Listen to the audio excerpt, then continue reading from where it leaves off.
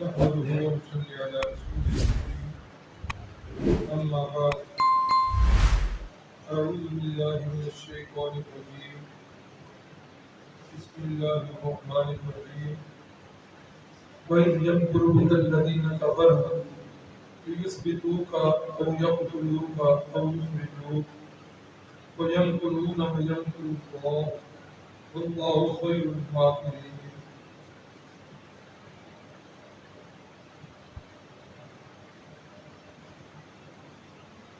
صدق اللہ العظیم. دی روز در بستان صراط ہمارا پوتھیان میں خوشنما پڑھتی تھی نعت مصطفیٰ بلغ العلا بکمالہ.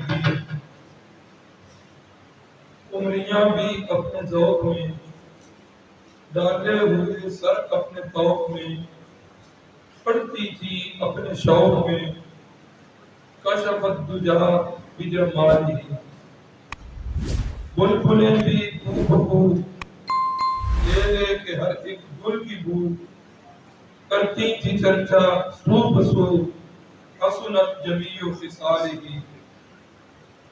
چڑیوں کے سن کر چہچہے انسان بھلا کیوں چپ رہے لازم ہے اس کو یوں کہے صلو علیہ وآلہ صلی اللہ علیہ وسلم.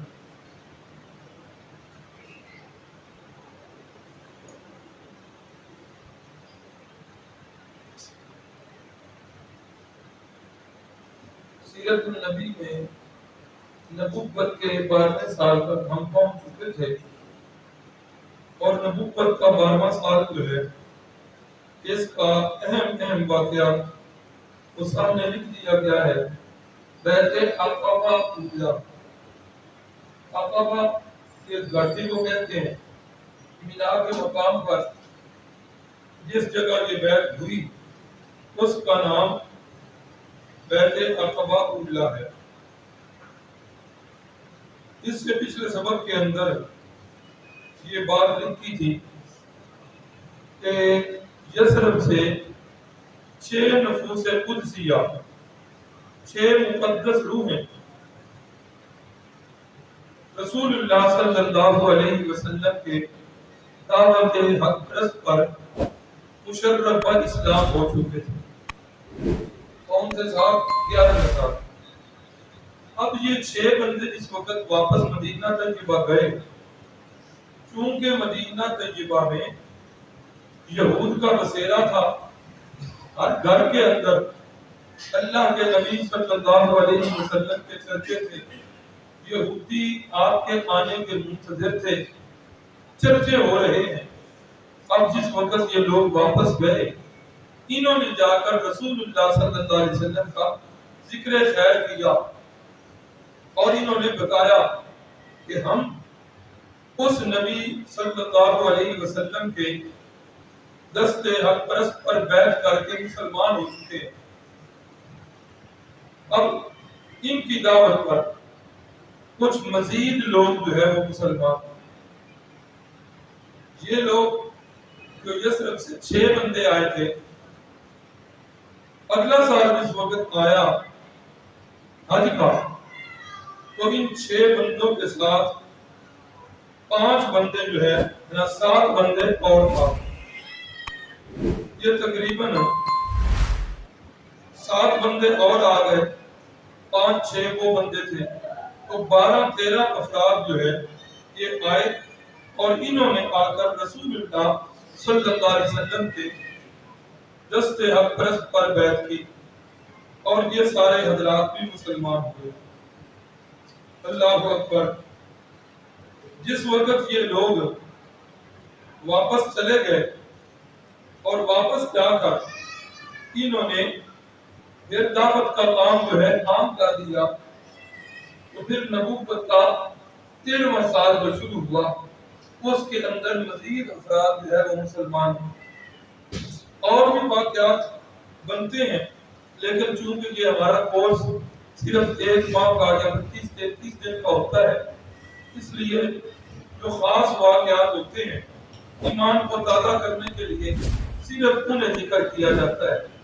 ایک شخصیت لکھی ہے حضرت عمر ابن جمو رضی اللہ تعالیٰ، مدینہ کے بندے ہیں، اور بیٹا ان کا معاذ یہ مسلمان ہو. بیٹے نے آ کر جب بتایا اور پھر اسلام کی دعوت دی، انہوں نے اسلام کی دعوت کو قبول نہیں. نیا بندہ جو ہوتا ہے نا، نوجوان ہو یا بچہ ہو، اس کو آپ دعوت دیں، قرآن مجید کا ترجمہ پڑھائیں تو جلدی اس کے اندر تبدیلی آ جاتی ہے. لیکن جو پرانے بیچارے بزرگ ہوتے ہیں، ساری زندگی ایک کام پر ڈٹے رہتے ہیں، پھر وہ ہوں بھی ان پڑھ، تو ان کا جو ہے نا وہ واپس لوٹنا بڑا مشکل ہو جاتا ہے. ایک بندہ ہو ان پڑھ، تریل دکھائیں وہ دلیل بھی نہ سمجھ سکے، اور دوسرا ہو بھی بوڑھا جائے. ایک دفعہ چٹا میں ہمارا جو مدرسہ ہے تعلیم الاسلام، وہاں ہمارا عیسائیوں کے ساتھ مناظرہ ہوا. آج بھی وہ مناظرہ محفوظ ہے. 6 گھنٹے ہماری ان کے ساتھ بحث تھی. الحمدللہ بڑے خوشگوار ماحول میں، بڑے پیارے ماحول کے اندر وہ مناظرہ ہوا، اور الحمدللہ ثم الحمدللہ مناظرہ آج بھی ریکارڈنگ میں کیسٹوں میں موجود ہے. اس مناظرے کے اندر یہودیوں کا جو پادری راولپنڈی سے آیا ہوا تھا، آخری یہودیوں کا پادری عیسائیوں کا، جزاک اللہ، عیسائیوں کا پادری جو راولپنڈی سے آیا ہوا تھا، آخری ٹرم میں جب ہم نے اس کے سامنے باتیں رکھی کہ تمہاری اس وقت انجیل جو چھپ رہی ہے، موجودہ بائبل، اس کے اندر انبیاء کی گستاخیاں، حضرت نوح علیہ السلام غالباً ان کے بارے میں لکھا ہوا ہے کہ نعوذ باللہ معاذ اللہ ثم معاذ اللہ بیٹیوں سے زنا کرتے تھے. اسی طرح بہت بڑے بکواسات. تو کئی باتیں جس وقت ہم نے اس کے سامنے رکھی، اس کی زبان سے اللہ نے یہ کہلوایا کہ ابھی تک ہمیں اپنی تورات پر خود اعتراض اور اشکال ہوا. ہم نے کہا کہ یار یہ قرآن مجید ہماری مقدس کتاب ہے، عربی زبان میں نازل ہوئی ہے. آج پوری دنیا کی زبانوں کے اندر اس کے تراجم موجود ہیں، لیکن یہ پابندی ہے اسلام کی طرف سے، مسلمانوں کی طرف سے، بین الاقوامی قانون سمجھ لیں کہ قرآن مجید کا جس نے بھی ترجمہ کرنا ہے نا مقامی زبان میں، خالی ترجمہ کوئی بھی اس کا نہیں کر سکتا. اصلی زبان عربی ایک طرف وہ ہوگی اور دوسری طرف مقامی زبان میں ترجمہ، یا اوپر عربی نیچے مقامی زبان میں ترجمہ. کہیں بھی قرآن مجید دنیا کے کسی کونے میں آپ کو ایسا نہیں ملے گا کہ جس میں صرف ترجمہ ہو، قرآن اصلی عربی زبان کے اندر موجود. تو آپ کی جو بائبل چھپ رہی ہے یہ سریانی زبان میں اصل میں آئی تھی، آج اس زبان کے اندر تورات موجود ہے. بار بار تقاضا کیا گیا، بالآخر وہ کہنے لگا کہ برٹش میوزیم کے اندر اصل کتاب جو ہے وہ موجود.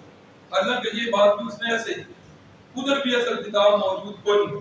یہی وجہ ہے کہ ان کی کتاب آج سے 20 سال پہلے کا ایڈیشن دیکھیں، اس کے اندر آج چھپنے والی کے اندر تبدیلیاں، اس سے مزید پیچھے چلے جائیں 20 سال، اس کے اندر بھی تبدیلیاں.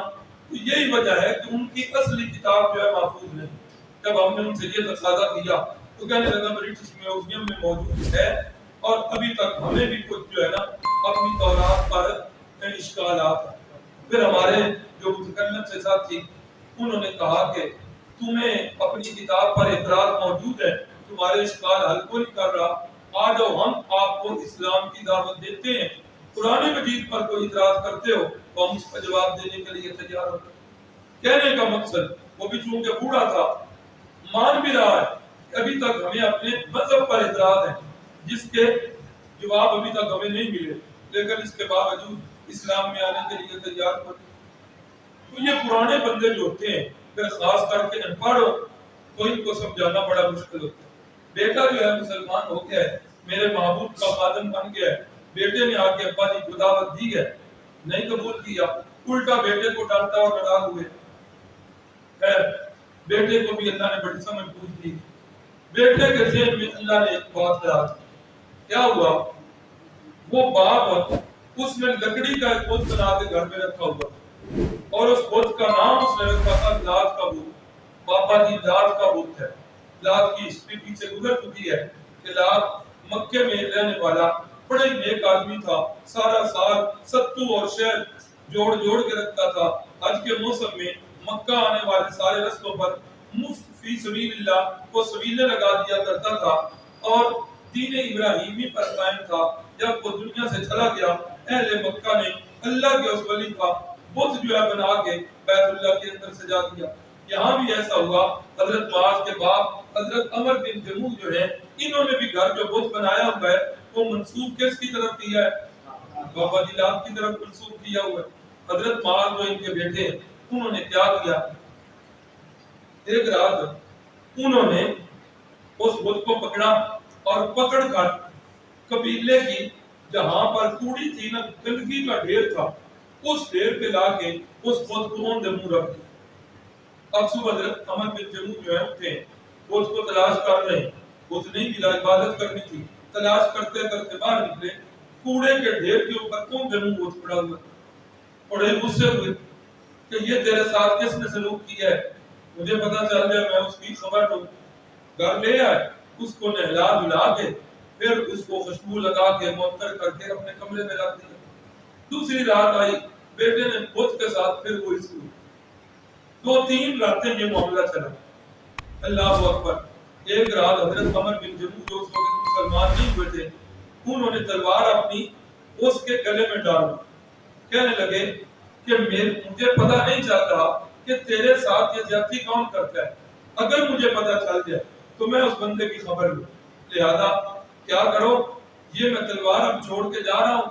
اب جو بندہ بھی آئے گا نا اس کے ساتھ اس کا علاج تم نے کرنا. اب بڑے مطمئن ہو کے رات کو سو گئے. اب صبح اس کے کمرے کی طرف جا رہے ہیں اور ذہن کے اندر یہ بات ہے کہ آج تو میرے بابے لات کے بت کی ساتھ بے حرمتی کرنے والا آج تو ضرور ادھر مردہ حالت میں ملے گا.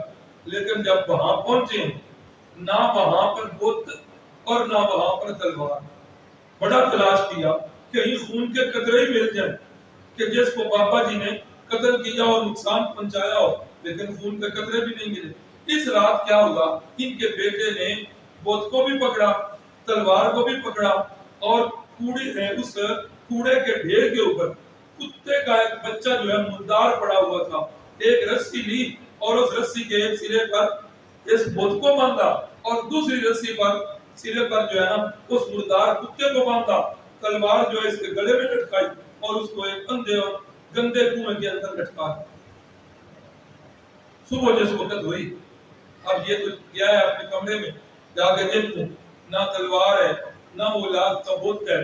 تلاش کرتے کرتے جب اس گندے کنویں میں دیکھا کہ ایک رسی کے سرے کے ساتھ وہ کتے کا پلا جو ہے وہ لٹک رہا ہے اور دوسری رسی کے ساتھ میرا بت لٹک رہا ہے, تلوار اس کے پاس ہے. اللہ رب العزت نے اسی وقت سمجھ دے دی اور اسی وقت سمجھ گئے کہ جو اپنے لیے کچھ نہیں کر سکتا وہ میرے لیے تھا. اللہ اکبر. بار بار کہوں گا, ہدایت کا جو طالب ہوتا ہے اللہ تعالیٰ اسے ہدایت ضرور دیتے.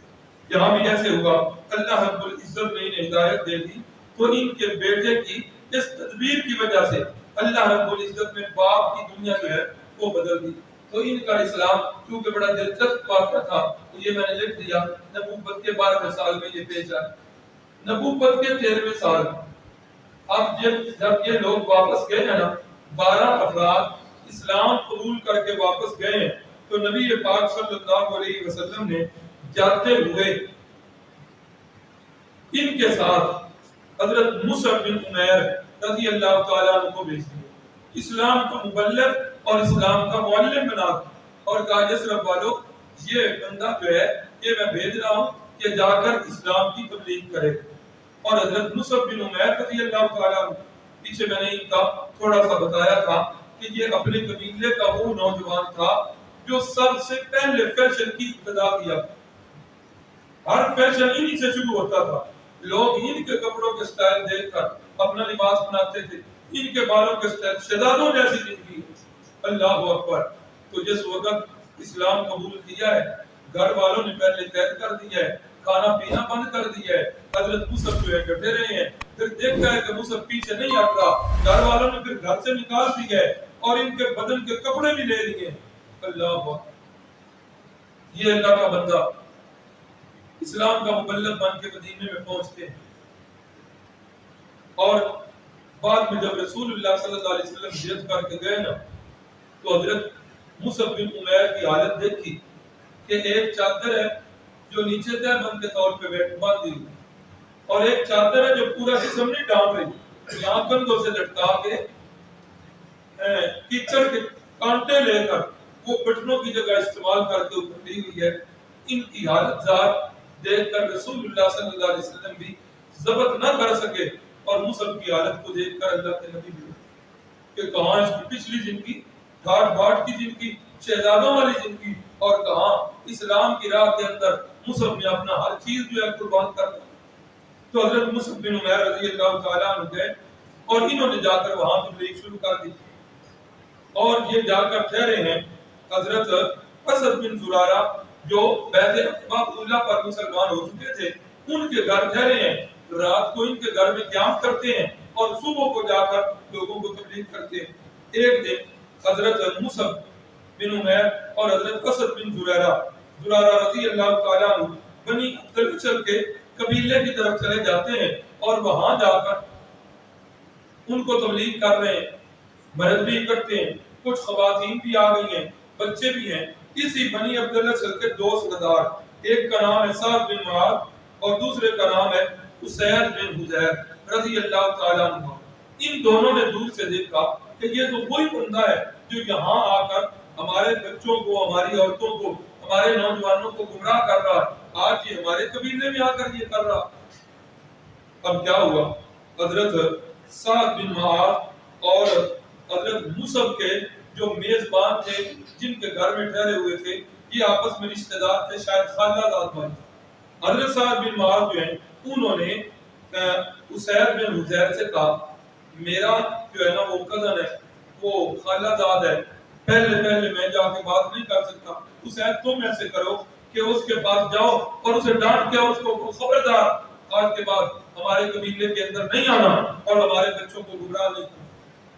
حضرت اسید بن حضیر جو اس وقت تک مسلمان نہیں ہوئے یہ گئے ہیں اور جا کر انہوں نے خوب ڈانٹا ہے دونوں سے ابا کو, حضرت مصعب کو بھی اور حضرت اسد بن زرارہ کو بھی خوب ڈانٹا. حضرت مصعب فرمانے لگے بھائی آپ نے ڈانٹ دیا نا, ایسا کرو ہماری بات سن لو, اگر پسند آ جائے تو قبول کر لینا, اگر پسند نہ آئے تم اپنے گھر چلے جانا, ہم اپنے گھر چلے جائیں. حضرت اسید جو ہیں یہ کہنے لگے بات تو تم کر رہے ہو, بات معقول ہے, حضرت صاحب کی ہے, ٹھیک ہے. حضرت اسید جو ہیں یہ بیٹھ گئے ہیں. حضرت مصعب بن عمیر نے اسلام کی دعوت دینی شروع کر دی. اسلام ان چیزوں سے روکتا ہے, اسلام چوری سے روکتا ہے, زنا سے روکتا ہے, جھوٹ بولنے سے روکتا ہے, دو نمبری سے منع کرتا ہے, ہمسایوں کے حقوق سارے حقوق بتائے اور فرمایا کہ اسلام جو ہے نا یہ جا بجا صرف جھکانے سے روک کر کہتا ہے کہ ایک اللہ کے سامنے تمہارا سارا جھکنا چاہیے. اب جس وقت یہ باتیں ہوئی حضرت اسید رضی اللہ تعالیٰ عنہ کو یہ باتیں بڑی بھلی معلوم ہوئی, اللہ کی طرف سے فیصلے ہو چکے تھے. حضرت اسید فرمانے لگے یار باتیں تو بالکل آپ کی ٹھیک ہے. فرمایا یہی باتیں میں تمہارے قبیلے کے لوگوں کو بتا رہا ہوں. اچھا تمہارے مذہب کے اندر آنے کا طریقہ کیا ہے؟ فرمایا کہ وضو کرو, غسل کرو اور اس کے بعد جو ہے کلمہ پڑھ لو. غسل کروایا گیا, وضو کروایا گیا. حضرت اسید بن حضیر رضی اللہ تعالیٰ عنہ مسلمان ہو اور فرمانے لگے کہ یار ایک کام اور کرو نا مصعب, وہ یہ ہے کہ میرا جو دوسرا ساتھی ہے نا سعد بن معاذ, اگر وہ بھی اسلام کے اندر آ جائے تو پھر ہمارے قبیلے میں اسلام کی تبلیغ کو کوئی بندہ رکاوٹ نہیں بنے. کہا ٹھیک ہے, کیا طریقہ کرے؟ کہا جی میں انہیں بھیجتا ہوں جا کے, تو میں جا کے بھیجتا ہوں آپ کی تبلیغ کر لیں. اللہ اکبر. حضرت اسید پہ یہ واپس گئے ہیں اور حضرت سعد بن معاذ قبیلے کے سردار ہیں, معمولی بندے نہیں ہیں.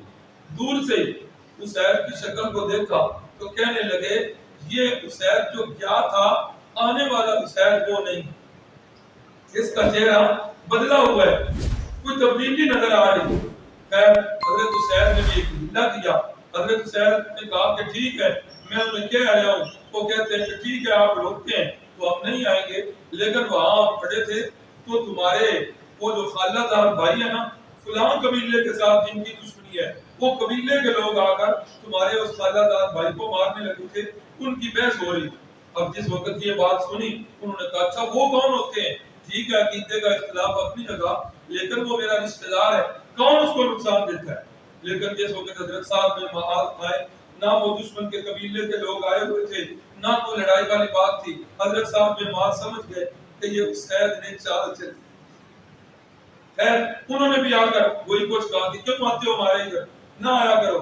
تو حضرت مصعب بن عمیر نے فرمایا کہ بھائی جان آپ 2 منٹ بیٹھے تھے, میری بات سن لیں, بات اگر دل کو لگے تو قبول کر لیں, اگر دل کو نہ لگے آپ اپنے گھر چلے جانا, ہم اپنے گھر چلے جائیں گے. حضرت جو ہے نا صاحب بن معاذ بیٹھ گئے. حضرت مصعب بن عمیر کی تبلیغ سے پھر اللہ نے کیا تو وہ بھی مسلمان ہو. الحمدللہ اللہ رب العزت کی طرف سے ہدایت ملی تو یہ بھی مسلمان ہو. اب جس وقت یہ قبیلے کے دونوں سردار واپس پہنچے نا رات کو اپنے قبیلے میں, قبیلے کا میٹنگ بلا لی, اکٹھ کر لیا اور قبیلے والوں سے پوچھا بتاؤ آج تک جو ہمیں سردار سمجھا ہوا ہے, ہماری سرداری میں کوئی فرق دیکھا ہے؟ کسی موقع پر ہم نے تمہارے ساتھ زیادتی کی ہے؟ کہ اس وقت کی پرانی بات ہو رہی. جس وقت سردار کون ہوا کرتے تھے, غالباً حدیث کے بھی شاید الفاظ ہیں سید القوم خادمون, قوم کے سردار ان کے خادم ہوا کرتے تھے. آج تو قوم کے سردار قوم کا خون نچوڑ رہے ہیں, قوم کو 2 وقت کی روٹی کے لیے مجبور کیے ہوئے. اللہ تعالیٰ جو ہے کوئی نیک اور صالح حکمران, کوئی مرد مومن حکمران اللہ ہمارے نصیب میں بھی کرے. قوم کے لوگوں سے انہوں نے کہا جی 100% آپ پر اعتماد ہے. کہا پھر ٹھیک ہے سنو, میں نے اسلام قبول کر لیا ہے, اب میرے ساتھ قبیلے میں سے کوئی بندہ تعلق رکھے گا جو مسلمان ہے, جو مسلمان نہیں ہوگا میرا اس کے ساتھ کوئی تعلق نہیں ہے, میری بول چال میرا رشتہ ناتا ہر چیز بند ہے. انہوں نے کہا حضرت جی سردار صاحب جب ایک چیز آپ نے بہتر محسوس کر کے قبول کی ہے تو یقیناً ہمارے لیے بھی وہ بہتر ہی ہوگی. شام تک ان کا آدھا قبیلہ مسلمان ہو گیا, پورے قبیلے میں ایک بندہ حضرت اسیرم بچے تھے, غزوہ احد کے موقع پر وہ بھی مسلمان ہوئے اور احد کے اندر وہ بھی شہید ہوئے. پورے کا پورا قبیلہ مسلمان. اور حضرت اسیرم رضی اللہ تعالیٰ عنہ کا تو یہاں تک لکھا ہوا ہے کہ آ کر رسول اللہ کی بارگاہ میں اسلام قبول کیا احد والے دن میں, اور ادھر اسلام قبول کیا ادھر جنگ میں گئے اور جنگ میں جاتے شہید ہو. حضرت ابو ہریرہ رضی اللہ تعالیٰ عنہ کبھی کبھی شاگردوں سے یہ پہلوی بجوایا کرتے تھے کہ وہ بندہ بتاؤ جس نے پوری زندگی کے اندر ایک دفعہ بھی نماز نہیں پڑھی, ایک روزہ بھی نہیں رکھا, حج بھی اس نے اسلام کے بعد کوئی حج بھی اس نے نہیں کیا, کوئی نیکیاں نہیں کی, لیکن وہ بندہ سیدھا جنتی ہے, بتاؤ وہ کون؟ تو جب شاگرد چپ ہوتے فرماتے وہ حضرت اسیرم رضی اللہ تعالیٰ عنہ جو اسی وقت مسلمان ہوئے اور چند لمحوں کے بعد جو ہے وہ شہید بھی ہو گئے. تو یہ بنی عبداللہ والے لوگ جو ہیں یہ سارے کے سارے مسلمان ہوئے. اب نبوت کا 13واں سال شروع ہوا. ادھر حضرت مصعب بن عمیر نے پورے سال جو ہے تبلیغ کی ہے, اور پورے سال تبلیغ کرنے کے بعد جب اگلے موسم آیا ہے حج کا, تو حج کے موسم کے لیے ادھر تو جو لوگ تھے وہ تھے, یہاں جو لوگ آئے نا یہ 400 افراد کا قافلہ ہے, اور ان 400 افراد کے اندر 75 بندے جو ہیں یہ مسلمان کتنے ہیں؟ 75 بندے. اور کل یہ قافلہ کتنے افراد پر ہے؟ 400 افراد پر محیط یہ قافلہ ہے. اب 75 بندے ان میں مسلمان ہیں, اور آ کر اسی جگہ یہ جو عقبہ میں نے بتایا مینا کے قریب ایک مقام, اس جگہ پر آ کر یہ رسول اللہ صلی اللہ علیہ وسلم کے انتظار میں ہوئے. نبی پاک صلی اللہ علیہ وسلم سے آ کر انہوں نے تجدید بیعت کی اسلام. اللہ کے نبی صلی اللہ علیہ وسلم جب بھی اسلام پر بیعت لیتے تھے تو بیعت کی ابتدائی شرطیں کون سی ہوتی تھی؟ وہی شرطیں جو قرآن مجید میں مذکور ہے. یا ایھا النبی اذا جاءکم المؤمنات یبایعنک علی ان لا یشرکن باللہ شیئا. سب سے پہلے اسلام کی شرط کہ اپنے رب کے ساتھ کسی کو شریک, کسی نبی کو شریک, کسی ولی کو شریک نہیں کرنا.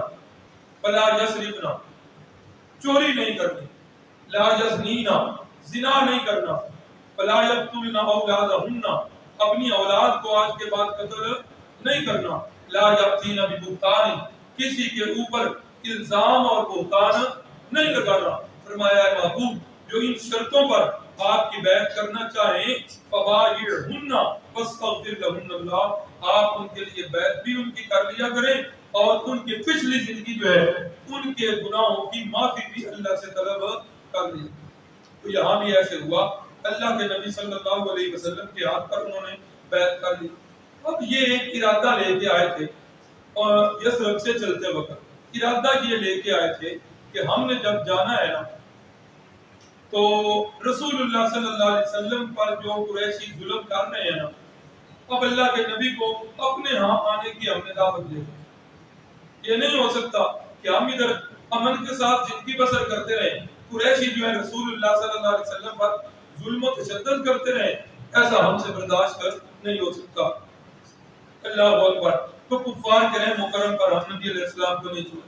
اب رات کو جو وقت مخصوص تھا اس وقت پر جب باقی قافلے والے سارے سو گئے، یہ 75 بندے ایک جگہ پر بیٹھ کر اللہ کے نبی صلی اللہ علیہ وسلم کا انتظار کر رہے ہیں۔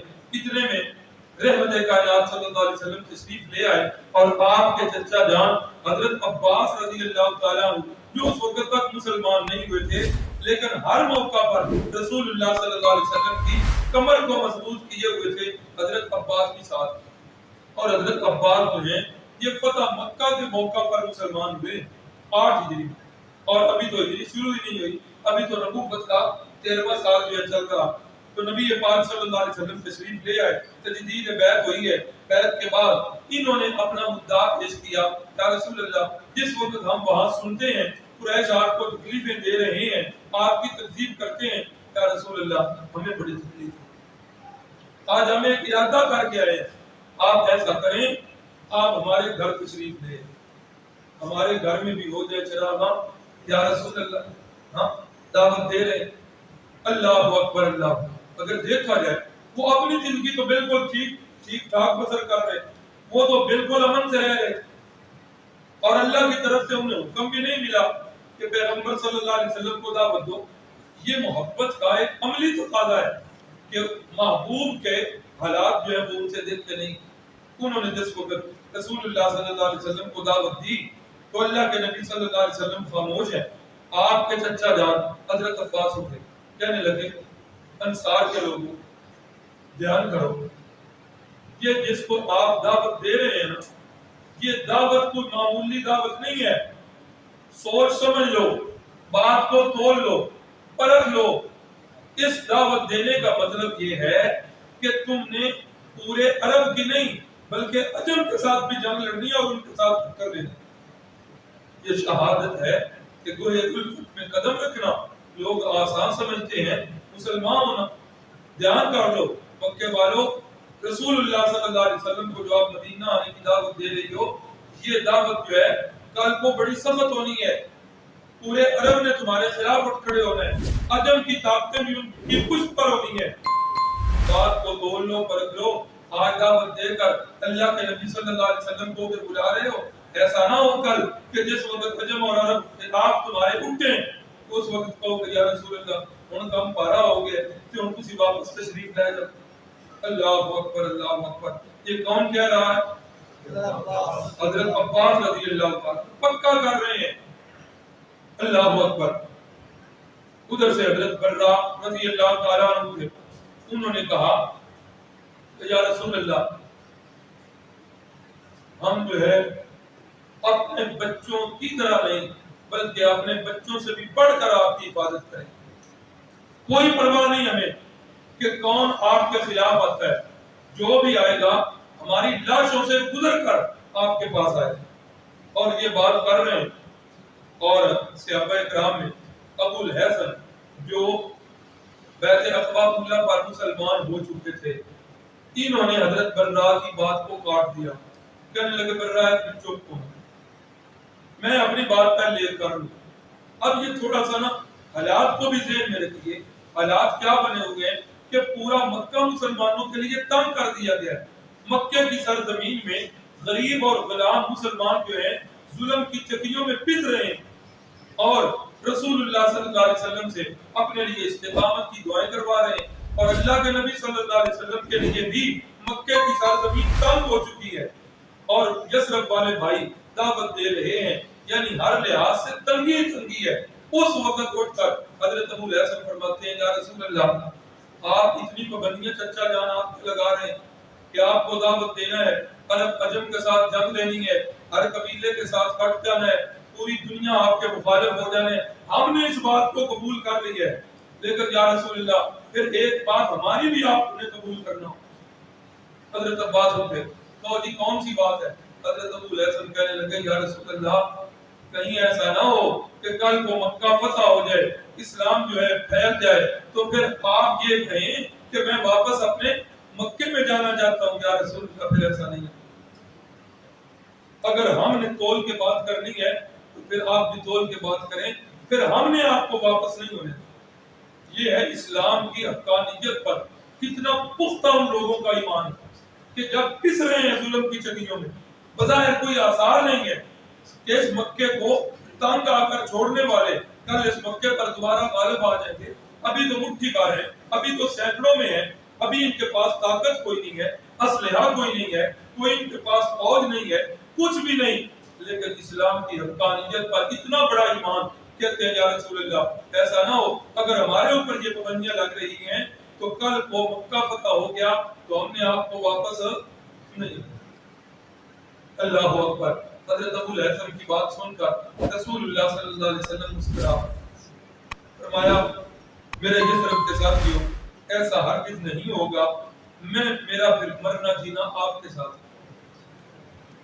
آپ کی عزت میری عزت ہو، آپ کی بربادی میری بربادی ہو، آپ کا امن میرا امن ہوگا، میں آپ کی ہر غمی اور خوشی کے اندر تمہارے ساتھ شریک رہوں۔ اب جس وقت یہ پختہ عہد ہو چکے، اب اس وقت کیا ہوا؟ اس وقت یہ لوگ یہ کتنے لوگ تھے جو اس محفل میں بیٹھے ہیں؟ یثرب سے آئے ہوئے 75 ہیں، باقی کتنے بچ گئے؟ 350 بندہ باقی ہے۔ اب جس وقت یہ لوگ اٹھ رہے ہیں اس وقت شیطان کو پتہ چل گیا کہ یہ آپس میں معاہدہ ہو رہا۔ اس شیطان نے سمجھا کہ اب اور کوئی بات نہیں ہے، اس نے پہاڑ کی چوٹی پہ کھڑے ہو کے اعلان کیا اے مکے والو، اے قریشیو، تمہارے خلاف جو ہے معاہدے ہو چکے، اپنا خیال کر لو۔ نبی پاک صلی اللہ علیہ وسلم نے فرمایا یہ شیطان اس وادی کا شیطان ہے اور اس بے ایمان کو ابھی پتہ چلا ہے، اے اللہ ہمیں اس کے شر سے محفوظ رکھو۔ اب کیا ہوا؟ اب یہ بات تو سن لی مکے والوں نے، صبح ہوئی اور اچھا یہ لوگ جو ہے رات کو 75 کے 75 بندے بڑے دبے پاؤں جا کے اپنے اپنے خیموں میں سو گئے۔ اب صبح 6 میں گولیاں شروع ہو گئی، قریشی آ گئے، آ کر وہ ادھر کے جو یثرب سے آئے ہوئے تھے بڑے بڑے، ان سے آ کر ملے کہ رات کو کیا معاہدہ ہوا ہے تمہارا؟ اور یہ ہمارا تو کوئی معاہدہ نہیں ہے۔ وہ ملے ان سے جو کافر تھے، جو بھی مسلمان نہیں ہوئے تھے، کہہ رہے نہیں ہوا معاہدہ، انہوں نے قسمیں کھائی، کہا کہ اللہ کی قسم بالکل آپ کو غلط فہمی ہوئی ہے، کوئی معاہدہ نہیں، روٹین سے ہم رات سوئے ہیں صبح اٹھتے ہیں بس اتنی سی بات ہوئی۔ اب جو صحابہ اس معاہدے میں شریک ہیں وہ نیچے اپنا چہرہ کر کے گردن نیچے کر کے وہ مسکرا رہے ہیں، اور جو دوسرے قافلے والے ہیں وہ قسمیں دے دے کے انہیں یقین دلا رہے ہیں۔ نتیجہ کیا ہوا کہ یہ 3 دن کے بعد اپنے حج کے مناسک پورے کر کے یہ قافلہ واپس لوٹ گیا۔ بعد کے اندر قریشیوں کو پتہ تو چل گیا اور غالباً حضرت سعد بن عبادہ یا حضرت سعد بن معاذ یہ ان کے ہتھے چڑھے اور انہوں نے پھر انہیں خوب مارا اور ان کے اوپر جو ہے بڑا تشدد کیا، لیکن بہرحال پھر کچھ لوگوں نے ان کو جو ہے نا گارنٹی دے کے ان کے نرغے سے چھڑوا دیا۔ اب ہجرت کی ابتدا، اس کے بعد جب یہ ان سے معاہدہ ہو گیا، اب کیا ہوا؟ رسول اللہ صلی اللہ علیہ وسلم نے ہجرت کی اجازت دے دی صحابہ اکرام کو کہ اب جو جانا چاہے چلا جائے۔ اب جو جانا چاہتے ہیں وہ ان سے چھپ چھپا کر نکلتے ہیں۔ ابتدائی نکلنے والے بندے میں نے لکھا، سب سے پہلے مہاجر ایک حضرت سہیب رومی ہے رضی اللہ تعالیٰ، یہاں کے باشندے نہیں تھے کہ باہر سے آئے ہوئے تھے۔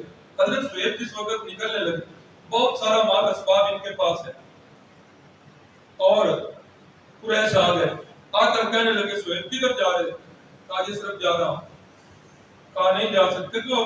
کہا نہیں جانا تو میں نے ہے ہی، بہتر ہے کہ میرے راستے میں رکاوٹ نہ بناؤ، تمہیں بڑی اچھی طرح پتہ ہے کہ میرا نشانہ جو ہے وہ بالکل خطا نہیں ہوتا، میں بڑا اچھا تیر انداز، میری ترکش میں جتنے تیر ہیں نا کم از کم اتنے بندے میں تمہارے ماروں گا، پھر تم میرے اوپر قابو پاؤ، میں نے ہر صورت میں جانا ہے، بہتر ہے میرا راستہ خالی۔ انہوں نے کہا پھر ایک شرط۔ کہا کون سی شرط ہے؟ کہا جس وقت مکے میں آئے تھے اس وقت تم بالکل کنگلے تھے، تمہارے پاس پیسے ہی، آج اتنی دولت اکٹھی کی ہوئی ہے۔ حضرت نے کہا کیا میں نے یہ تمہاری چوری کی ہے؟ نہیں چوری تو تم نے نہیں کی۔ کیا میں نے ڈکیتی کی ہے؟ کیا حرام سے؟ کہا نہیں کی، تو نے تجارت ہی ہے، لیکن یہ پیسہ تو نے ہم سے ہی کمایا ہے۔ کہا پھر؟ کہا یہ سارا پیسہ ہمیں دے دو، پھر مکے مدینے کی طرف یثرب کی طرف تم جا سکتے۔ حضرت سہیل رومی، اللہ ان کے ایمان کا کوئی حصہ ہمیں بھی نصیب فرمائے۔ آج تاجر بڑا بنتا ہے، نفع میں کمی برداشت کر لے گا لیکن راس میں کمی برداشت نہیں۔ حضرت سہیل رومی بھی کامیاب تاجر ہے، تجارت کا راس بھی پاس ہے اور نفع بھی پاس ہے۔ حضرت سہیل رومی نے سارا کچھ انہیں واپس کر دیا اور سارا کچھ لٹا کے یثرب کی طرف ہجرت کر کے جس وقت یثرب میں پہنچے، اللہ رب العزت نے آیات نازل فرما دی، وَمِنَ النَّاسِ مَن يَشْرِي نَفْسَهُ ابْتِغَاءَ مَرْضَاتِ اللَّهِ وَاللَّهُ بَصِيرٌ بِالْعِبَادِ۔ ان لوگوں میں سے بعض ایسے بھی ہیں جنہوں نے اپنی ہر چیز لٹا دی ہے، اور لٹائی کس لیے ہے؟ کہ میرا اللہ مجھ سے راضی ہو جائے۔ فرمایا میں اللہ ان سے راضی ہو جائے۔ نبی علیہ السلام نے سنا، فرمایا صہیب نے بڑی کامیاب تجارت کی ہے، بڑی کامیاب تجارت کی۔ اللہ اکبر۔ انہی میں سے ایک حضرت ابو سلمہ کی شخصیت ہے، حضرت ابو سلمہ رضی اللہ تعالیٰ عنہ اور ان کی بیوی ام سلمہ اور ایک چھوٹا دودھ پیتا بچہ ہے، یہ تین افراد جو ہیں ہجرت کرنے لگے۔ مکے والوں کو پتہ چل گیا۔ اب کیا ہوا؟ حضرت ام سلمہ جو ان کی بیوی ہے اس کے قبیلے والے آ گئے اور آ کر کہنے لگے ابو سلمہ تو نے جانا ہے تو جا سکتا ہے، یہ بیوی تیری جو ہے یہ ہمارے قبیلے کی ہے، تیرا کوئی اختیار نہیں اس پر، لہذا یہ ہماری بیٹی ہے، ہمارے قبیلے کی ہے، ہم نہیں جانے دیں گے۔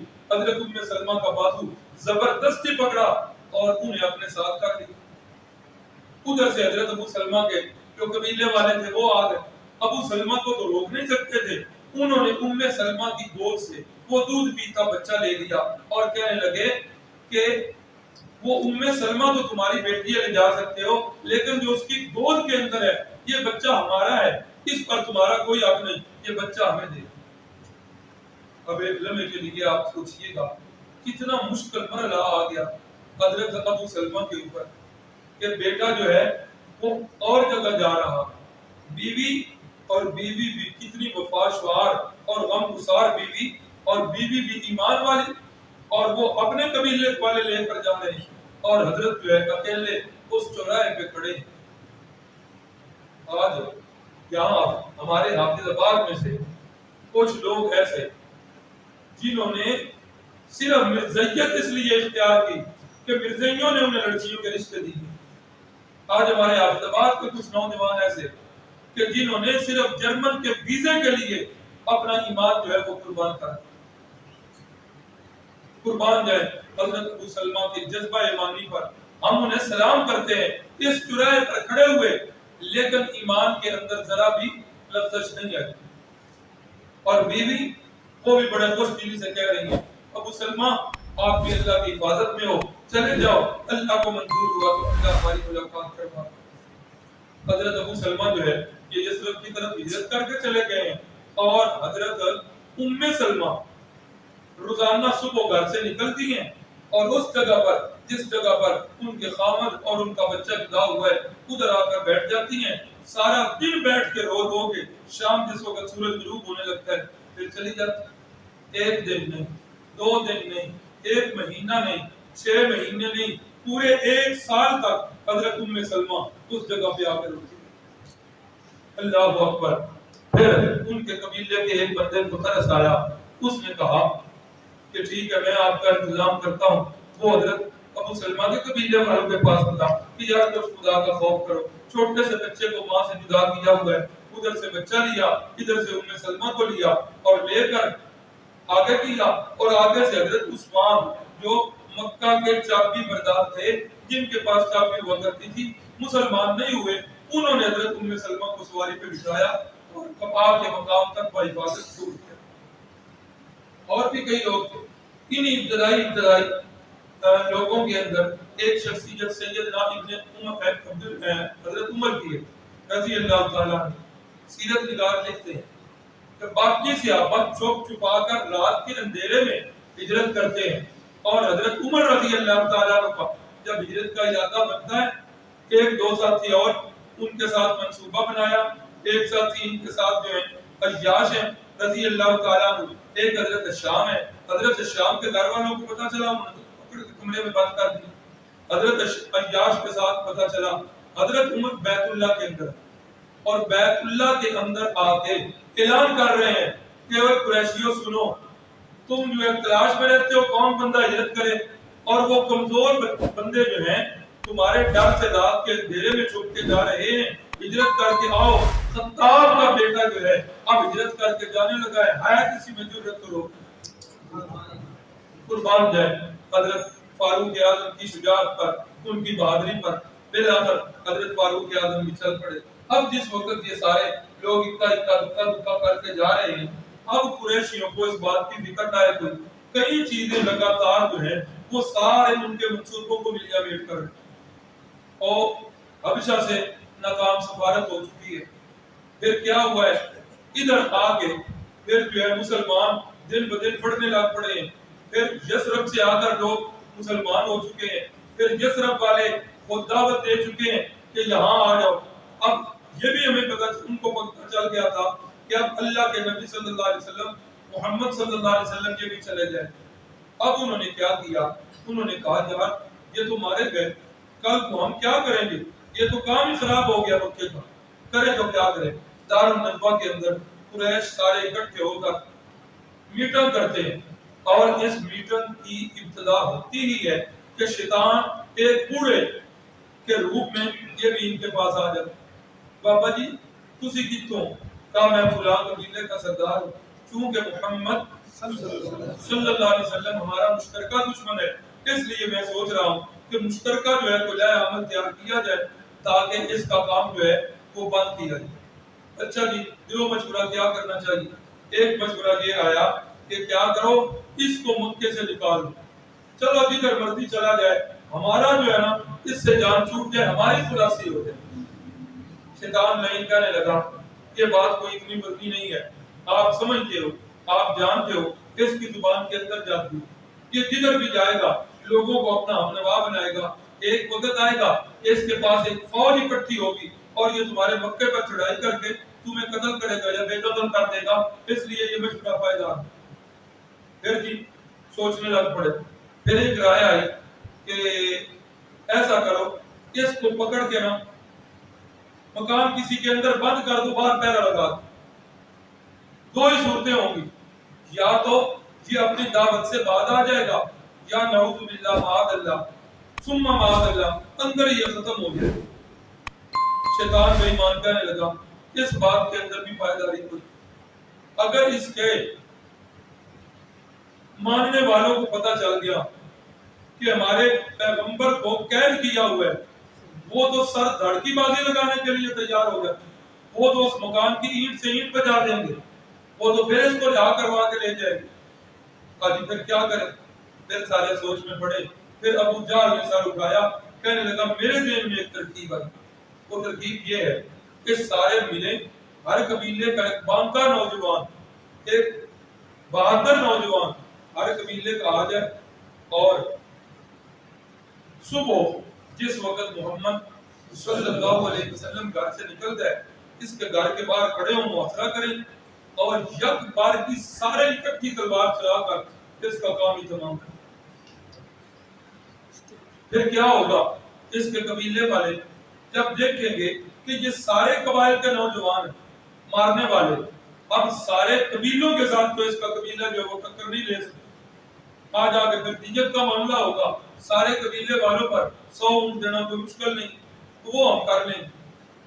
سب نے اس رائے کو سراہا اور شیطان لعین بھی کہنے لگا بالکل یہ رائے جو ہے یہ حتمی رائے ہے اور اس کے علاوہ اور جان چھوٹنے والی کوئی بات نہیں۔ قرآن مجید میں اللہ نے فرمایا وَإِذْ يَمْكُرُ بِكَ الَّذِينَ كَفَرُوا لِيُثْبِتُوكَ أَوْ يَقْتُلُوكَ أَوْ يُخْرِجُوكَ۔ اے محبوب اس وقت کو یاد کرو جس وقت یہ لوگ تدبیر کر رہے تھے کافر لوگ، لِيُثْبِتُوكَ کہ آپ کو قید کر دیں، او یقتلوکا یا آپ کو قتل کر دیں، او یخرجوکا یا آپ کو مکہ سے بدر کر دیں۔ یہ ادھر مکے میں بیٹھ کر تدبیر کر رہے ہیں، وَيَمْكُرُونَ وَيَمْكُرُ اللَّهُ یہ ادھر تدبیریں کر رہے ہیں، اللہ آسمان پہ تدبیریں کر رہا ہے۔ وَاللَّهُ خَيْرُ الْمَاكِرِينَ اللہ کی تدبیر سے بہتر کسی کی تدبیر نہیں۔ اللہ اکبر۔ یہ مشورہ کر کے چلے گئے، اپنے اپنے نوجوانوں کو تیار کر دیا۔ ادھر سے جبریل امین نے آ کر رسول اللہ صلی اللہ علیہ وسلم کو اطلاع کر دی کہ آج رات انہوں نے یہ کام کرنا ہے۔ کتنی حیرانگی والی بات ہے کہ مکے والے اکٹھ کر چکے ہیں، یہ میٹنگ کر چکے ہیں اس ذات کو قتل کرنے کی جس ذات نے تو کبھی کسی کو قتل بھی نہیں کی، اس ہستی کو قتل کے منصوبے بنا رہے ہیں جس کی زبان سے یا جس کے ہاتھوں سے کبھی کسی انسان کو تکلیف نہیں پہنچی، جو امن کا دائی، جو ہر لحاظ سے خوشگوار ماحول بنانا چاہتا ہے، جو مکے کی بستی کو امن کی بستی بنانا چاہتا ہے، جو ان کے لیے جنت کی راہیں اختیار کر رہا ہے، یہ اللہ کے بندے اس بندے کے قتل کے منصوبے بنا رہے ہیں۔ اللہ اکبر۔ پھر کیا ہوا؟ جبریل امین نے بتایا یا رسول اللہ آج رات آپ نے اپنے گھر میں سونا نہیں۔ اچھا حیرانگی والی بات، اب جان کے دشمن، یاروں کی جان کے دشمن ہیں، لیکن اپنی امانتیں کس کے پاس ہیں؟ نبی پاک صلی اللہ علیہ وسلم کے پاس۔ رحمت کائنات نے کیا کیا؟ ساری امانتیں حضرت علی کے سپرد کی کہ یہ فلاں کافر کو لٹانا، کہ فلاں کو، یہ فلاں کو، یہ ان کو لٹا کے کل واپس آ جانا۔ پھر اپنی چادر مبارک اتاری، حضرت علی کو دی، فرمایا یہ اپنے اوپر اوڑھ کے تو سو۔ حضرت علی رضی اللہ تعالیٰ عنہ اوڑھ کے سو گئے اور رسول اللہ صلی اللہ علیہ وسلم چل کے کدھر گئے ہیں؟ حضرت قربان جائے صدیق اکبر کی قسمت پر۔ ساری دنیا چل کے میرے نبی کے در پہ آ رہی ہے، نوریوں کا سردار، فرشتوں کا سردار، وہ چل کے میرے نبی کے در پہ آ رہا ہے اور میرے نبی چل کے جا رہے ہیں صدیق اکبر کے در۔ ابو بکر کی حدیث سے کوئی، ابو بکر کا ثانی کوئی نہیں، حضرت سیدنا صدیق اکبر رضی اللہ تعالیٰ عنہ، انہوں نے پہلے سے ہی ایک دفعہ ہجرت کی اجازت طلب کی تھی۔ رسول اللہ نے فرمایا تھا کہ نہیں، اللہ تعالیٰ جو ہے جس وقت مجھے اجازت دے گا پھر اکٹھے چلیں گے۔ حضرت صدیق اکبر نے پوری تیاری کی ہوئی تھی، حضرت پاک صلی اللہ علیہ وسلم حضرت صدیق اکبر کے ساتھ رات کو نکلنے لگے ہیں، اور رات کو نکلتے وقت اللہ کے نبی جب مکے سے باہر نکلتے ہیں ایک اونچی جگہ پر کھڑے ہوتے ہیں، آخری نظر بیت اللہ پہ پڑتی ہے، اللہ کے نبی کے آنسو مبارک نکلنا شروع رونے لگ پڑتے ہیں، اور حدیث کے اندر الفاظ ہیں اللہ کے نبی فرما رہے ہیں واللہ انکا لأحب ارض اللہ الیہ وانکا لأحب ارض اللہ الاللہ۔ اے کعبہ، اے مکہ، تو مجھے سب سے محبوب، پوری دنیا پر، پوری سرزمین پر تو جو ہے مجھے محبوب ہے۔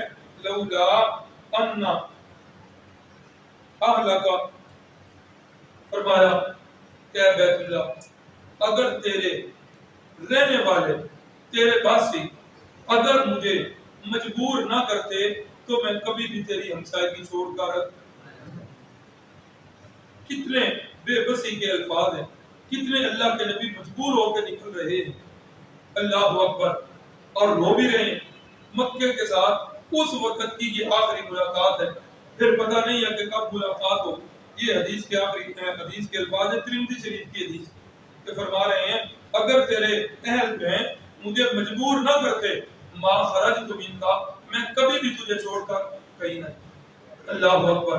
رسول اللہ صلی اللہ علیہ وسلم حضرت صدیق اکبر کے ساتھ نکلے ہیں، پہاڑی پہ چڑھنے لگے ہیں، اور پہاڑی پہ چڑھتے ہوئے پاؤں مبارک نازک ہے، پاؤں مبارک کے اندر پتھر جس وقت لگے ہیں، رسول اللہ صلی اللہ علیہ وسلم کو تکلیف ہوئی ہے۔ حضرت صدیق اکبر نے محسوس کر لیا حضرت صدیق اکبر نے اپنے محبوب کو اپنے کندھوں پہ اٹھایا.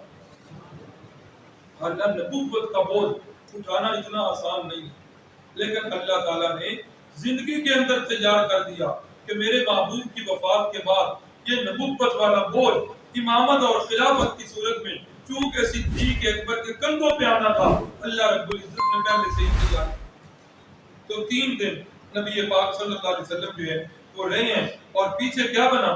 پیچھے یہ ہوا کہ وہ قریشی نوجوان جس وقت انتظار کر رہے ہیں، صبح کی انتظار کی ہے، حضرت سیدنا علی المرتضی رضی اللہ تعالیٰ عنہ نکلے، یا یہ انتظار کر کر کے اندر گئے، چادر اٹھا کر دیکھا کہ وار کریں، نیچے سے سیدنا علی المرتضی نکلے. آپ محمد کدھر ہیں صلی اللہ علیہ وسلم؟ حضرت شیر خدا فرمانے لگے کہ یہ تو میرا آپ سے سوال ہے، محاصرہ آپ کیے بیٹھے ہیں اور سوال مجھ سے کرتے ہیں، مجھے نہیں ہے پتا. انہوں نے حضرت علی المرتضی کو مارا، گھسیٹ کر بیت اللہ میں لے گئے، کچھ دیر حبس پہ جا رکھا، پھر چھوڑ دیا. اب تو وہ جو ہے باغلے ہو، اب تو ان کے ہوش ہو گئے کہ شکار جو ہے وہ ہاتھ سے نکل گیا اور بالکل محفوظ ہو کے نکل گیا. یہ کیسے ہو سکتا ہے؟ اللہ اکبر اللہ اکبر.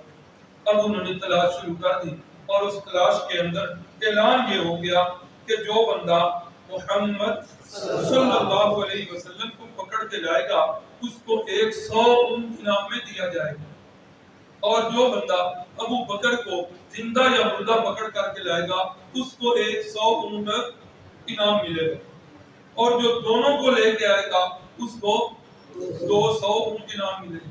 یہ انعام کو معمولی رقم نہیں ہے. ہاں 1 لاکھ کا بھی اونٹ ہو، آج کے زمانے میں 100 اونٹوں کی قیمت کتنی ہوئی؟ ہاں 1 کروڑ. ہاں کتنے کا اونٹ ہے؟ کم از کم 4 لاکھ کا.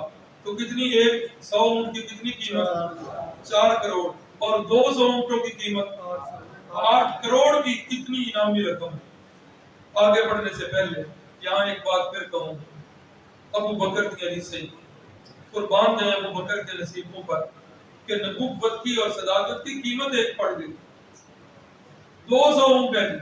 یہ نہیں کہ ابو بکر کو لانے والے کو 50، رسول اللہ کو لانے والے کو 150. نہیں، ابو بکر کی جو خبر لائے گا، ابو بکر کو لے کے آئے گا اس کو بھی 100، اور جو محمد صلی اللہ علیہ وسلم کو لائے گا اس کو بھی. نبوت کی اور صداقت کی قیمت ہی ایک پڑ گئی. ایک قیمت میں نہیں پڑی، اس کے لیے اپنی ہر چیز لٹانی پڑتی. علماء ہمارے اساتذہ کیا مثال دیتے ہیں؟ ہمارے اساتذہ مثال یہ دیتے ہیں کہ دودھی جو ہے یہ دودھ کے اندر کیا ڈالتے ہیں؟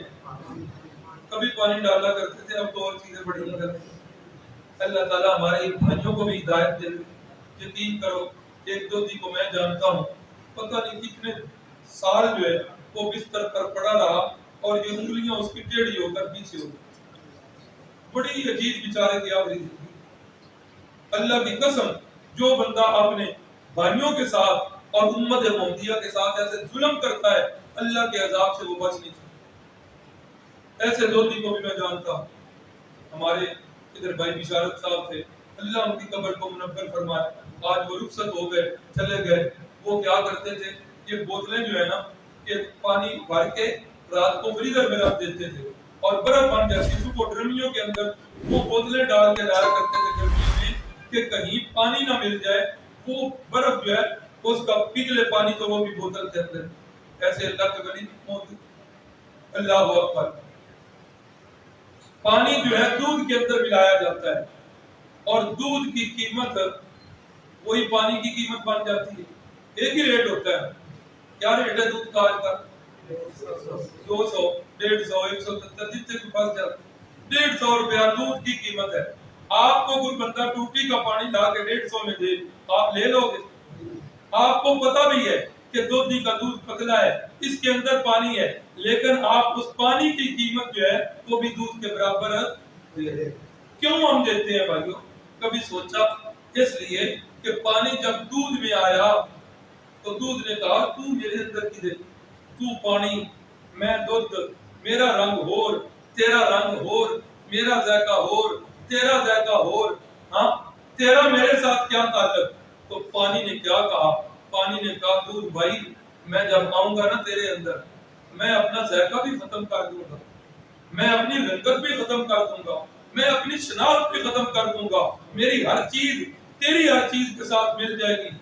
اور دودھ بھائی اگلی بات بھی سن لے، جس وقت حلوائی تجھے رکھے گا نا کڑھائی پر، نیچے سے بھٹی کی جلے گی آگ، جب تک پانی کا ایک قطرہ بھی تیرے اندر موجود ہوگا اس وقت تک تجھے آنچ بھی نہیں آئے گی۔ جب میں پانی ختم ہو جاؤں گا اس کے بعد تیری باری ہے۔ پانی نے اپنا رنگ کھو دیا، پانی نے اپنا ہر چیز دودھ کے اندر مکس کر دی، تب پانی کا ریٹ دودھ کا ریٹ بنا۔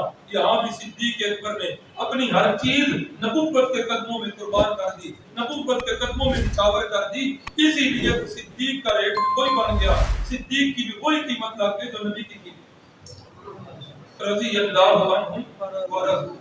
ابو بکر دی حدیث سے کوئی تو نبی پاک صلی اللہ علیہ وسلم 3 دن تک جو ہے اس غار کے اندر رہے۔ غار کا بھی سن لیجئے، وہ مشہور روایتیں آپ نے سنی ہوئی ہیں۔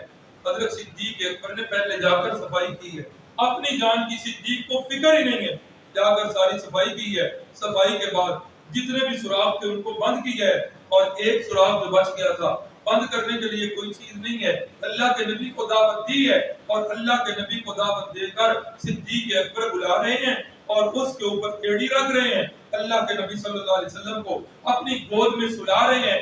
ایسے ہے جیسے ریل کے اوپر قرآن مجید کھلا ہوا ہے، صدیق اکبر کی گود ہے، اللہ کے نبی صلی اللہ علیہ وسلم کا سر مبارک، اور اللہ کے نبی ایسے صدیق اکبر کی گود میں ہے جیسے ریل کے اوپر قرآن مجید کھلا۔ میں کہتا ہوں حضرت علی المرتضیٰ بھی بڑے عظیم ہیں، جو نبی کے بستر پر ایک رات کے لیے ٹھہرے، وہ بھی بڑا عظیم ہے۔ جو نبی کے بستر پر ایک رات ٹھہرے وہ بھی عظیم ہے کہ نہیں؟ ہمارے عقیدے میں تو بڑے عظیم ہیں علی المرتضیٰ۔ جو ایک رات پیغمبر کے بستر پہ ٹھہرے وہ بھی بڑا عظیم ہے، اور جس کی گود نبی کا بستر بن جائے وہ بھی بڑا عظیم ہے۔ جو نبی کے بستر پر ایک رات ٹھہرے وہ بھی بڑا عظیم ہے۔ تو جو امہات المؤمنین جنہوں نے اپنی زندگیاں نبی کے بستر پر گزار دی، وہ عائشہ بھی بڑی عظیم، وہ حفصہ بھی بڑی عظیم، وہ کالے لوگ ہیں، من کے بھی کالے تن کے بھی کالے، جنہوں نے اہل بیت کی محبت کا لیبل لگایا، اور حقیقت میں اہل بیت کی محبت بھی نہیں ہے، صرف صحابہ پر بکواس کرنے کے لیے انہوں نے اہل بیت کی محبت کا لیبل لگایا۔ ہم اہل سنت والجماعت اہل بیت کا بھی ہم تحفظ کرتے ہیں، اور ہم صحابہ اکرام کا بھی تحفظ کرتے ہیں۔ اہل بیت کی محبت بھی ہمارے دلوں میں غالب ہے، اور صحابہ اکرام کی محبت بھی ہمارے دلوں کے اندر غالب ہے۔ تو رسول اللہ صلی اللہ علیہ وسلم 3 دن تک اس غار میں رہے۔ 3 دن کے بعد اگلا ہجرت کا سفر شروع ہوا، اللہ کو منظور ہوا، تو انشاءاللہ اگلے درس میں بسم اللہ الرحمن الرحیم الحمدللہ والعاقبۃ للمتقین اللهم صل علی سیدنا و مولانا محمد النبی الأمی وعلی آلہ وسلم اللهم انت الہنا لا الہ الا انت رب السماوات والارض انت رب العرش العظیم اللهم انت على كل شيء قدیر اللهم انت ربنا ونحن عبادك الہی عبادك العافیۃ نقرنا بالذنوب وقد ذنوب۔ اے میرے مالک، ہمارا یہ بیٹھنا اگر آپ کی بارگاہ میں مقبول ہو گیا ہے تو ہمارے گناہوں کو معاف فرما دے۔ اللہ تیرے بندے تیرے گھر کے اندر بغیر کسی دنیا کے لالچ کے، بغیر کسی شہرت کی طلب کے، تیرے بندے تیرے گھر میں آئے، تیرے پیارے محبوب کی باتیں سنی۔ اللہ یہ عمل تیری بارگاہ میں اگر قبول ہوا ہے، اے اللہ ہماری دعاؤں کو قبول فرما دے، ہماری مشکلوں کو آسان فرما دی، ہماری اولاد کو نیک بنا دی، ہماری اولاد کو ہمارے لیے دنیا اور آخرت میں عزتوں کا ذریعہ بنا دی۔ اے میرے مالک، بہت سارے افراد نے، بہت سارے بھائیوں نے دعا کے لیے کہا ہوا ہے۔ ہماری اس گلی کے اندر ہمارے ایک بڑے بھائی ہیں، بھائی اللہ دتا صاحب، وہ بیمار ہیں کافی دنوں سے، ان کی طرف سے بھی دعا کے لیے کی گئی ہے۔